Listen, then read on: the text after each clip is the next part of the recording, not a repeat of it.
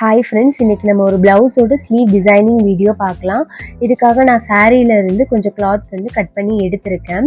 இதில் பார்த்தீங்கன்னா ஒரு பீஸை விட இன்னொரு பீஸ் அதோட ஹைட் வந்து கம்மியாக இருக்கிற மாதிரி பார்த்து கட் பண்ணி எடுத்துக்கலாம்.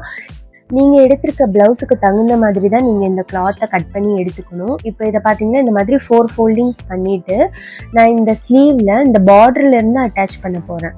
இந்த பார்டர்லேருந்து அட்டாச் பண்ண போகிறோம். அதனால் அதுக்கு தகுந்த மாதிரி நீங்கள் கிளாத்தோட அளவு பார்த்து எடுத்துக்கணும். இப்போ நான் எடுத்திருக்க அளவு பார்த்தீங்கன்னா 9 இன்ச்சஸ் வரைக்கும் எடுத்திருக்கேன். ஸோ அடுத்தடுத்த ஃபேப்ரிக் வந்து அதோட ஹைட் முன்ன இருந்த கிளாத்தை விட கொஞ்சம் கம்மியாக இருக்கிற மாதிரி பார்த்துக்கோங்க. இந்த மாதிரி 4 பீஸ் ஆஃப் கிளாத் நான் எடுத்திருக்கேன். இப்போ இந்த ஃபேப்ரிக்கை வந்து நம்ம இந்த கார்னர்லேருந்து இந்த கார்னர் ஃபஸ்ட்டு மடிக்கிறோம். அப்புறம் அடுத்து இந்த கார்னர்லேருந்து இந்த கார்னர் மடிக்கிறோம். இந்த மாதிரி ட்ரையாங்கிள் ஷேப்பில் நம்ம எடுத்துக்கணும். 4 கிளாத்தையுமே இதே மாதிரி மடித்து வச்சுக்கோங்க. அண்ட் இதோட ரா எட்ஜஸில் நம்ம ஸ்டிச்சஸ் போடுறோம். இதே மாதிரி அந்த 4 பீசஸையுமே நம்ம வந்து ரா எட்ஜஸில் பார்த்து ஸ்டிச்சஸ் போட்டுக்கோங்க.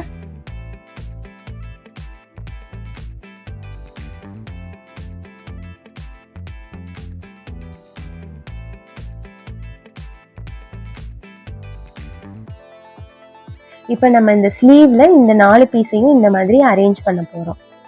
இப்போ இந்த ஸ்லீவை எடுத்துக்கலாம். ஃபஸ்ட்டு பீஸை இந்த மாதிரி வச்சு அரேஞ்ச் பண்ணிக்கலாம். இதோட சென்டர் பாயிண்ட்டையும் ஸ்லீவோட சென்டர் பாயிண்ட்டையும் கரெக்டாக மார்க் பண்ணி சென்டர் பாயிண்ட் பார்த்து கரெக்டாக வச்சு ஃபிக்ஸ் பண்ணிக்கோங்க.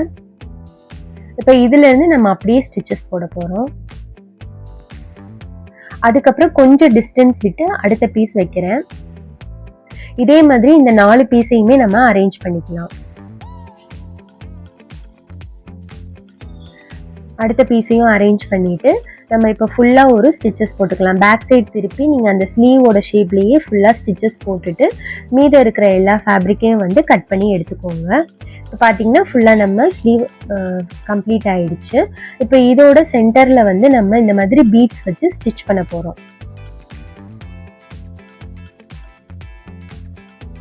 நம்ம நார்மலாக கை ஊசி வச்சு எப்படி ஸ்டிச் பண்ணுவோமோ அதே மாதிரி தான் ஸ்டிச் பண்ணி பின்னாடி ஒரு நாட் போட்டுக்கோங்க.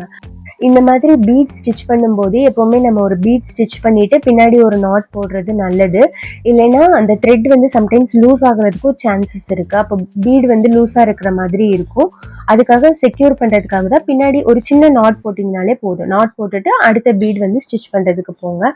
அப்போ வந்து நல்லா க்ரிப்பாக இருக்கும் பீடு. அவ்வளோதான், ஸ்லீவ் டிசைன் கம்ப்ளீட் ஆயிடுச்சு. ரொம்ப சிம்பிளான ஒர்க் தான், பட் பார்க்க நல்ல கிராண்டான லுக்காக கொடுத்துச்சு. அண்ட் இதோட கலர் காம்பினேஷனும் ரொம்ப சூப்பராக இருந்துச்சு.